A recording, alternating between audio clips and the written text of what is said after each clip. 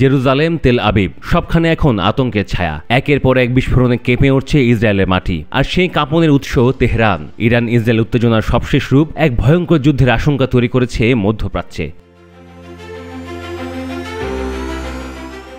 সবকিছু শুরু হয় বৃহস্পতিবার রাতে। ইসরায়েল শুরু করে তাদের কথিত ইতিহাসে বৃহত্তম সামরিক অভিযান অপারেশন রাইজিং লায়ন। ড্রোন ও যুদ্ধবিমানের সমন্বয়ে চালানো এই অভিযানে ইরানের গভীরে ঢুকে আঘাত করা হয় পারমাণবিক স্থাপনা, ব্যালিস্টিক ক্ষেপণাস্ত্র কারখানা ও সামরিক সদর দপ্তরে। নিহত হন একাধিক শীর্ষ সেনা কর্মকর্তা ও পারমাণবিক বিজ্ঞানী।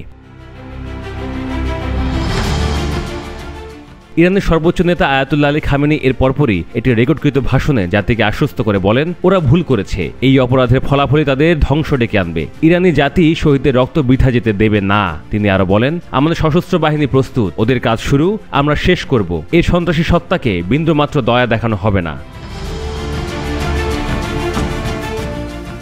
এর কিছুক্ষণের মধ্যেই ইরান চালায় পাল্টা প্রতিশোধ। শুক্রবার গভীর রাত থেকে শনিবার ভোর পর্যন্ত তেহরান থেকে তেল আবিব ও জেরুজালেমে একের পর এক ব্যালিস্টিক ক্ষেপণাস্ত্র ও ড্রোন নিক্ষেপ করে ইরানি বাহিনী। ইসরায়েলের আকাশ জুড়ে বেজে ওঠে সাইরেন, কাঁপে ভবন, বিস্ফোরণে থরথর করে শহরের ঘুমন্ত রাত।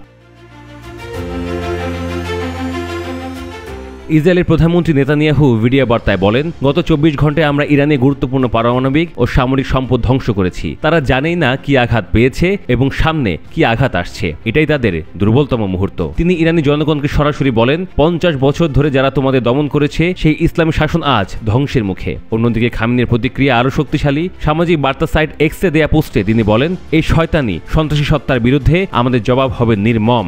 আমরা কোনো ছাড় দেব না। ইরানি জাতি আমাদের পাশে আছে। আমাদের সশস্ত্র বাহিনী বিজয়ী হবে ইনশাল্লাহ। বিশ্লেষকদের মতে এই সংঘাত এখন আর সীমিত প্রতিক্রিয়ার পর্যায়ে নেই, বরং এক পূর্ণমাত্রার যুদ্ধের দিকে যাচ্ছে পরিস্থিতি। ইরান স্পষ্ট করে দিয়েছে তারা শুধু ইসরায়েল নয়, ইসরায়েলকে সাহায্য করে যে কোনো দেশের ঘাঁটিও লক্ষ্যবস্তু বানাবে। এই মুহূর্তে পুরো মধ্যপ্রাচ্য দারুণ উত্তপ্ত। আন্তর্জাতিক মহলে উদ্বেগ বাড়ছে।